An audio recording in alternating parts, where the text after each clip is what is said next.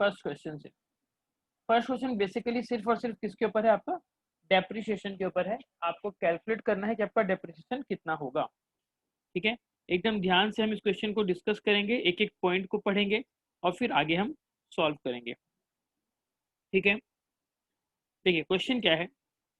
Doctor Arjun runs a clinic in Delhi. Delhi में एक clinic चलाते हैं डॉक्टर अर्जुन। ठीक है, यानी कि ये कौन हो गए, ये एक प्रोफेशन हो गए। अगर हम बात करें पीजीबीपी की, तो यहाँ पर क्या हो रहा है, यहाँ पर एक हो रहा है profession.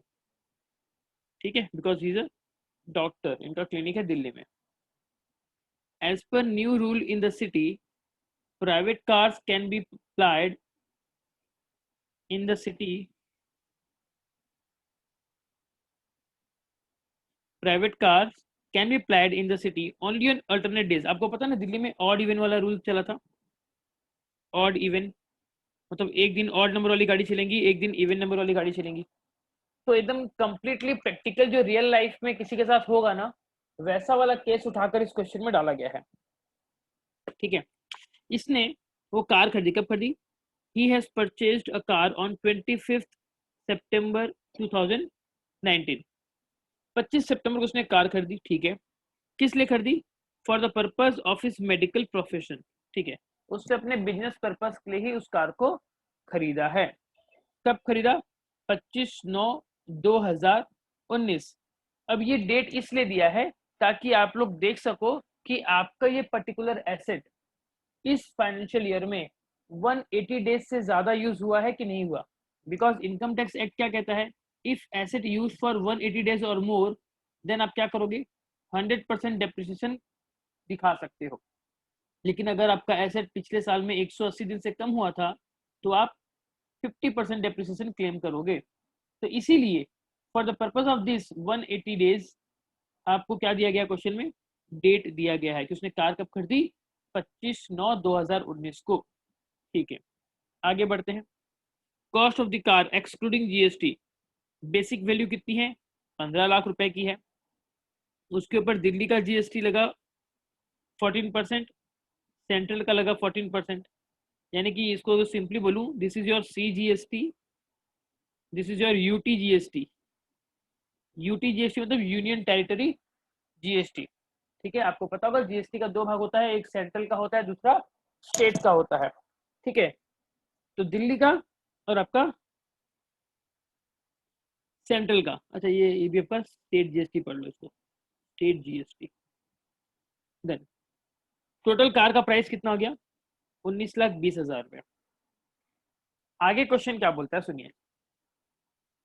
He put his car to use from 25/9/2019 itself, मतलब जिस दिन उसने गाड़ी खरीदी, कब खरीदा था गाड़ी, देखो यहाँ पर 25/9/2019 को उसने गाड़ी खरीदी थी और 25/9/2019 से ही उसने गाड़ी को यूज करना शुरू कर दिया। यहाँ पर वर्ड आ गया ना, पुट टू यूज, उसने गाड़ी को इस्तेमाल करना शुरू कर दिया। अब आप लोग और हम लोग मिलकर क्या करेंगे, सबसे पहले कैलकुलेट करेंगे कि कितना दिन यूज हुआ पिछले साल में। ठीक है, तो देखिए इसने 25/9 को यूज किया ना, मतलब आपका ये हो गया सितंबर महीना, फिर अक्टूबर, फिर नवंबर, दिसंबर, जनवरी, फरवरी एंड मार्च। सितंबर में कितना दिन यूज हुआ, 25 तारीख को ही यूज कर लिया था, तो 25 का एक दिन, 25, 26, 27, 28, 29, 30, यानी कि 6 दिन। अक्टूबर में 31 डेज, नवंबर में 30, दिसंबर में 31, जनवरी में 31, फरवरी 2020 यानी कि 29 डेज, लीप ईयर था, एंड मार्च 31। टोटल कर देंगे इसको, चलिए करते हैं। 6 + 31 + 30 + 31 + 31 + 29 + 31, हमको मिल गया टोटल 189 डेज, यानी कि मोर देन 180 डेज हो गया। तो 100% डेप्रिसिएशन हम क्या कर सकते हैं, क्लेम कर सकते हैं। यहाँ तक क्वेश्चन में हमको बात समझ में आ गई। लेकिन आगे कुछ और कहता है ये, आगे क्या कह रहा है, he estimates the usage of the car for personal purpose will be 25%। Basically इसका पर्पज क्या था गाड़ी का, for the purpose of his medical profession, मतलब अपने बिजनेस पर्पस के लिए वो ले रहा है। लेकिन उसका एक एस्टिमेशन ये है कि 25% जो है वो कार को क्या करेगा, पर्सनल पर्पस के लिए यूज करेगा। एंड जहां तक बात आती है पीजीबीपी के प्रोविजंस की, तो इनकम टैक्स क्या कहता है, पर्सनल नेचर का खर्चा अगर आप करते हो हम उसको अलाउ नहीं करेंगे। हम सिर्फ और सिर्फ किसको अलाउ करेंगे, जो आपका बिजनेस पर्पस के लिए ही एक्सक्लूसिवली खर्चा किया गया हो। यानी कि टोटल जो भी डेप्रिसिएशन हमारा आएगा उसका 75% ही हम क्या करेंगे, हम बिजनेस का खर्चा मानेंगे। ठीक है। He is advised by his friend, उसको अब उसके दोस्त लोग कुछ खुराफाती आइडिया दे रहे हैं। क्या दे रहे हैं, that since the car has run only on alternate days, कि दिल्ली में ऑड इवन का रूल चल रहा है, यानी कि एक दिन कार बाहर निकालेगा एक दिन कार बाहर नहीं निकालेगा। Half the depreciation which is otherwise allowable will be actually allowed. तो ये क्या कह रहा है कि आपको सिर्फ और सिर्फ आधा ही डेप्रिसिएशन मिलेगा, पूरा नहीं मिलेगा। ये आपको कंफ्यूज कर रहे हैं यहाँ पर। And he has started using the car immediately after purchase, जिस दिन खरीदा उसी दिन से उसने यूज करना शुरू कर दिया। ठीक है। अब यहाँ पर सबसे पहले आप लोग बताइए कि ये जो कह रहे हैं इसके दोस्त लोग कि आपकी गाड़ी तो एक दिन निकलेगी एक दिन नहीं निकलेगी, तो आप सिर्फ और सिर्फ आधा डेप्रिसिएशन क्लेम करें। बताइए क्या ये सही बात है कि नहीं है, आप लोग की क्या राय है इसके ऊपर,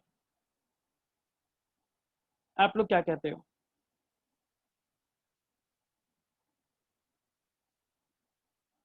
बताइए, सोचिए। सही है सर। सही है। ओके। बाकी लोग, आप लोग का भी अपना राय बताइए।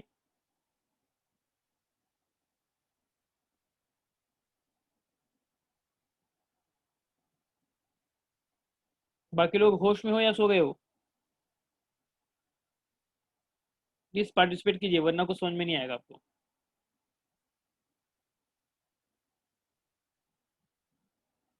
खैर मैं कंटिन्यू करता हूँ। तो यहाँ पर देखिए सीधा सा बात है, ये आपको कंफ्यूज कर रहा है। अगर आपकी कार आधे दिन निकलेगी आधे दिन नहीं निकलेगी डजेंट मैटर, आप खुद सोच कर देखिए कि अगर आपने कोई एक एसेट ले लिया, ठीक है, वो एसेट के ऊपर साल भर का तो पूरा डेप्रिसिएशन लगेगा। अब जिस दिन संडे होता है उस दिन क्या डेप्रिसिएशन नहीं लगाते हो? जिस दिन कोई छुट्टी होती है और आप ऑफिस नहीं जाते हो, क्या उसके ऊपर उसका डेप्रिसिएशन नहीं लगाते हो? लगाते हो। तो हेंस इट इज इमटेरियल। यहाँ पर वो सिर्फ आपको कंफ्यूज करने की कोशिश कर रहा था, तो एग्जाम में आप लोग ऐसी गलती मत कीजिएगा। इस लाइन का यहाँ पर बच्चे मिस्टेक कर देते, यहाँ पर क्योंकि लिखा था कि हाफ हाफ आपको यूज करना है, तो आप लोग क्या करते, आप लोग पहले 75% डेप्रिसिएशन निकालते, फिर उसका भी क्या कर देते, 50% कर देते। और ऐसा अगर एग्जाम में करके आते तो भैया आपका एग्जाम में आंसर गलत हो जाता। आगे देखिए क्या कह रहा है ये, determine the depreciation allowable on car. आपको बताना है कि भैया कार के ऊपर डेप्रिसिएशन कितना होगा for the assessment year 2021 if this is the only asset in the block. हमने पढ़ा था पीजीबीपी में, जब हम किसी भी एसेट के ऊपर डेप्रिसिएशन निकालते हैं हम क्या करते हैं, हम उसका ब्लॉक बना देते हैं। तो यहाँ पर कह रहा है कि इस ब्लॉक में सिर्फ और सिर्फ एक ही कार है। And if this car would also be used in the subsequent assessment year 21-22, अगर इसी कार को हम अगले साल भी अगर हम यूज करें बिजनेस पर्पस के लिए on the same terms and condition, what will be the depreciation allowable. तो नेक्स्ट ईयर कितना डेप्रिसिएशन होगा आप लोग हमको बताइए। assume that there is no change in the legal position under the income tax act 1961। मतलब क्या, जो मोटर कार के ऊपर जो डेप्रिसिएशन का रेट है वो चेंज नहीं होगा, ये यहाँ पर बोलना चाह रहा है।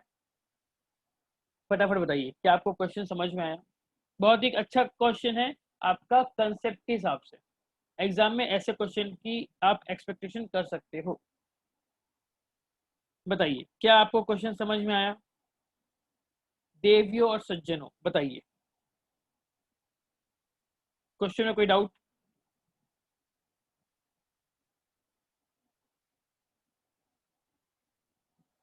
सर लास्ट पैराग्राफ समझ नहीं आया।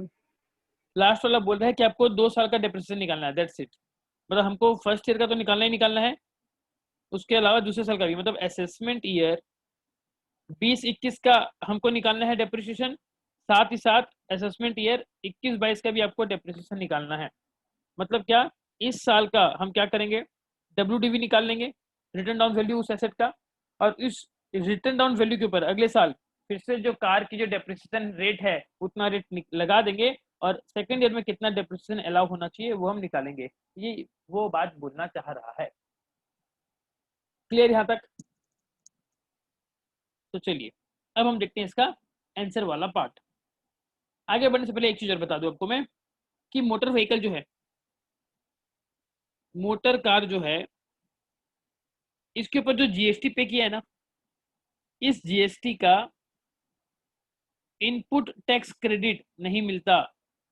सेक्शन 17 सबसेक्शन 5 ब्लॉक क्रेडिट बोल के एक कंसेप्ट है जीएसटी में, उसके हिसाब से ये बोला जाता है कि अगर आप कार वगैरह खरीदते हो तो कार के ऊपर दिया गया जीएसटी का पैसे का आपको इनपुट टैक्स क्रेडिट नहीं मिलेगा। क्या मतलब नहीं मिलेगा? इसका मतलब ये कि आपका जो टोटल वैल्यू आ रहा है ना जीएसटी मिलाकर, ये वैल्यू, यही वैल्यू आपके कार की कॉस्ट होगी। ये वो बात बोलना चाह रहा है। इसका मतलब आगे जब आप डेप्रिसिएशन कैलकुलेट करोगे आप इस वाले वैल्यू को ध्यान में लेना, इस वाले वैल्यू को आप लोग इग्नोर कर देना। ठीक है, बहुत सारे छोटे छोटे कंसेप्ट इस एक सम में छुपे हुए हैं। चलिए अब इसका आंसर वाला पार्ट देखते हैं। देखिए कैसे आप लोग आंसर लिखोगे। कंप्यूटेशन ऑफ डेप्रिसिएशन अलाउंसेस, हम क्या कर रहे हैं, हम कंप्यूट कर रहे हैं। क्या कर रहे हैं? डेप्रिसिएशन कितना अलाउ होगा वो कंप्यूट कर रहे हैं। ठीक है, तो पहले कुछ यहाँ पर हम नोट दे देते हैं। क्या? Since the car was put to use for more than 180 days, हमने निकाला था यहाँ पर, देखो 189 डेज निकाला था ना यहाँ पर। आप चाहो तो इस चीज को वर्किंग नोट में दे सकते हो कि 180 डेज से ज्यादा कैसे हुआ। ठीक है, तो since the car was put to use for more than 180 days in the previous year 1920, full depreciation at the rate of 30% is allowable on the actual cost। जी हाँ, मोटर कार के ऊपर आपका डेप्रिसिएशन रेट कितना है? 30%। ये हमने previous class में देखा था। तो यहाँ पर भी आपको 30% पूरा मिल जाएगा। किसके ऊपर मिलेगा? Original cost. आप लोग ये वैल्यू देखिए, ये वैल्यू कौन सी वैल्यू है? ये वैल्यू आपकी इंक्लूसिव ऑफ जीएसटी। जीएसटी मिलाकर जो वैल्यू है उसको पूरा का पूरा कॉस्ट माना गया और उसके ऊपर हम डेप्रिसिएशन अलाउ करेंगे। ठीक है, और वो भी पूरा साल भर का, because more than 180 days use हुआ है।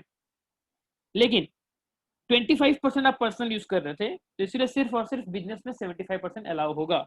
तो however the depreciation actually allowed would be restricted to 75%, would be restricted to 75%. Why 75? Because the 25% of usage is estimated for personal use। ये estimate किया गया है कि 25% आप खुद के लिए यूज करते हो और जिसके ऊपर डेप्रिसिएशन आपको अलाउड नहीं होगा।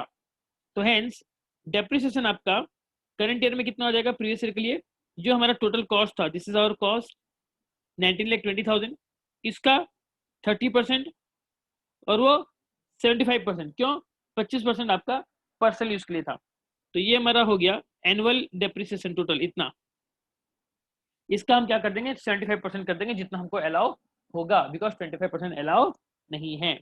तो टोटल कितना हो जाएगा? ये हो जाएगा हमारा 4,32,000। एक बार फिर से कैलसी में क्रॉस चेक कर लेते हैं। 19,20,000 इंटू 30%, ये हो गया 5,76,000, उसका 75%, तो ये हो जाएगा 4,32,000। जी हाँ, ये पूरा सही है। अब हम निकालेंगे WDV, written down value, as on 1/4/20। Cost कितना था आपका? 19,20,000, जिससे माइनस कर दोगे क्या? डेप्रिसिएशन, तो आपको क्या मिल जाएगा? आपको मिल जाएगा WDV। तो 19,20,000 माइनस 4,32,000, 4,32,000, ये हो जाएगा 14,88,000, 14,88,000 हमारा रिटर्न डाउन वैल्यू हो जाएगा। और इस वैल्यू के ऊपर नेक्स्ट ईयर, इस WDV के ऊपर नेक्स्ट ईयर 30% लगेगा साल भर का डेप्रिसिएशन, और आपने 75% अपने बिजनेस में यूज किया है, तो हेंस 75% इज अलाउेबल। तो कितना हो जाएगा? 14,88,000 इंटू 30%, ये आपका हो गया 4,46,400। इसका 75% निकाल देंगे जो आ जाएगा आपका 3,34,800। समझ में आ गया आपको? अब एक और इम्पोर्टेंट नोट दे दिया है आपका जीएसटी से रिलेटेड, कि हमने जो 19,20,000 जो कॉस्ट लिया, जबकि एक्चुअल कॉस्ट तो 15 लाख कुछ था जिसके ऊपर जीएसटी जुड़ा और फिर 1920 आया। तो ये कह रहा है कि आपने 1920 क्यों लिया? Because as per section 17(5) of the CGST act, ये किसका है? मैंने आपको बताया था कुछ देर पहले, ये आपका है ब्लॉक क्रेडिट का। किसका है? ब्लॉक क्रेडिट, मतलब ऐसे ऐसे आइटम जहां पर आपको इनपुट टैक्स क्रेडिट नहीं मिलेगा। तो वो क्या कहता है कि the input tax credit would not be available in respect of motor vehicle for transportation of persons having approved seating capacity of not more than 13%, मतलब 13 आदमी से ज्यादा लोगों से कम, मतलब सॉरी 13 आदमी तक बैठने वाले जो भी व्हीकल होंगे उस गाड़ी को पर्सनल पर्पस के लिए माना जाता है। हेंस उसके ऊपर आपका इनपुट टैक्स क्रेडिट अलाउड नहीं होगा। अलाउ कब करेंगे, जब उस गाड़ी को यूज करोगे आप, कब, फॉर टैक्सेबल सप्लाई, मतलब आपका आउटपुट सप्लाई ही टैक्सेबल सप्लाई है। मतलब क्या, जैसे मान लो आप कार ड्राइविंग का आपका मान लो इंस्टीट्यूट है, या फिर आपका कुछ कुरियर का सर्विस है, या आपका ट्रांसपोर्टेशन का सर्विस है, वैसे केस में अगर होगा तो आपको उसके ऊपर इनपुट टैक्स क्रेडिट मिलेगा। बट नॉर्मल केस में आपको उसके ऊपर इनपुट टैक्स क्रेडिट नहीं मिलेगा। हैंस जो टोटल आपका था CGST और SGST वाला part would form part of actual cost, इसीलिए हमने 19,20,000 को कॉस्ट माना। बताइए मुझे, क्या आपको ये बात समझ में आ गई? फटाफट बताइए।